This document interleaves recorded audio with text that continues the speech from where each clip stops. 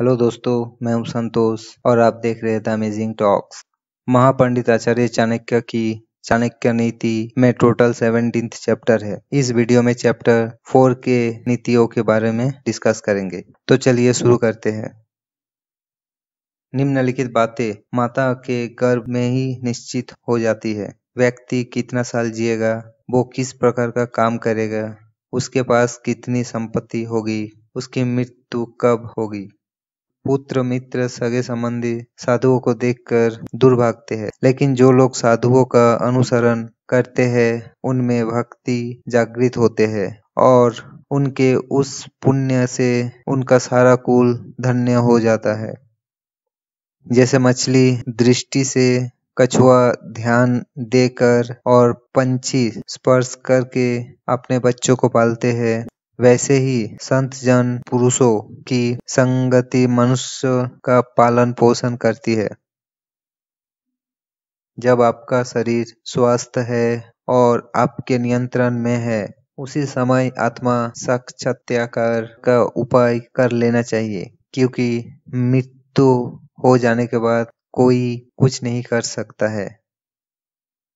विद्या अर्जन करना ये एक कामधेनु के समान है, जो हर मौसम में अमृत प्रदान करती है। वह विदेश में माता के समान रक्षक एवं हितकारी होते हैं। इसीलिए विद्या को एक गुप्त धन कहा जाता है। सैकड़ों गुण रहित पुत्र से अच्छा एक गुणी पुत्र है, क्योंकि एक चंद्रमा ही रात्रि के अंधकार को भगाता है। असंख्य तारे ये काम नहीं करते।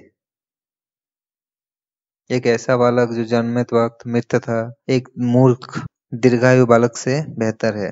पहला बालक तो एक क्षण के लिए दुख देता है, दूसरा बालक उसके माँ बाप को जिंदगी भर दुख की अग्नि में जलाता है।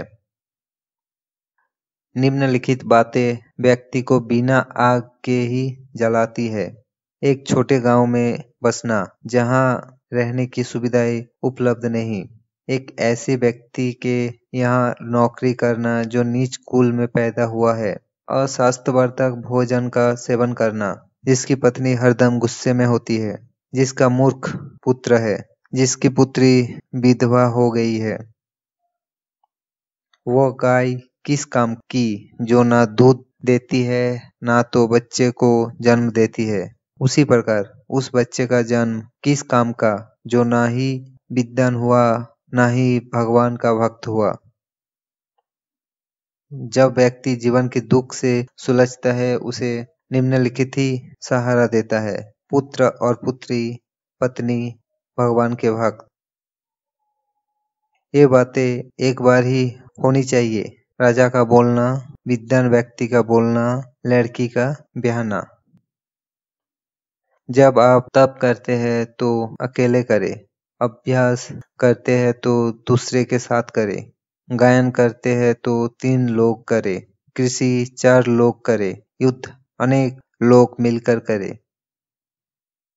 वही अच्छी पत्नी है जो शुचिपूर्ण है, पारंगत है, शुद्ध है, पति को प्रसन्न करने वाली है और सत्यवादी है। जिस व्यक्ति का पुत्र नहीं है, उसका घर उजाड़ है। जिसे कोई संबंधी नहीं है, उसकी सभी दिशाएं उजाड़ है। मूर्ख व्यक्ति का हृदय उजाड़ है, निर्धन व्यक्ति का सब कुछ उजाड़ है। जिस अत्यधिक सीख का आचरण नहीं किया जाता वो जहर है। जिसका पेट खराब है उसके लिए भोजन जहर है। निर्धन व्यक्ति के लिए लोगों का किसी सामाजिक या व्यक्तिगत कार्यक्रम में एकत्र होना जहर है। जिस व्यक्ति के पास धर्म और दया नहीं है उसे दूर करो। जिस गुरु के पास आध्यात्मिक ज्ञान नहीं है उसे दूर करो। जिस पत्नी के चेहरे पर हरदम घृणा है उसे दूर करो। जिस रिश्तेदारों के पास प्रेम नहीं उसे दूर करो। सतत भ्रमण करना व्यक्ति को बूढ़ा बना देता है। यदि घोड़े को हरदम बांध कर रखते हैं तो वो बूढ़ा हो जाता है। यदि स्त्री उसके पति के साथ प्रणय नहीं करती है तो बूढ़ी हो जाती है। धूप में रखने से कपड़े पुराने हो जाते हैं। इन बातों को बार बार गौर करें। सही समय, सही मित्र, सही ठिकाना, पैसे कमाने के सही साधन, पैसे खर्चा करने के सही तरीके, आपके ऊर्जा स्रोत। द्विजग्नि में भगवान देखते हैं। भक्तों के हृदय में परमात्मा का वास होता है। जो अल्पमति के लोग हैं वो मूर्ति में भगवान देखते हैं, लेकिन जो व्यापक दृष्टि रखने वाले लोग हैं वो ये जानते हैं कि भगवान सर्वव्यापी है।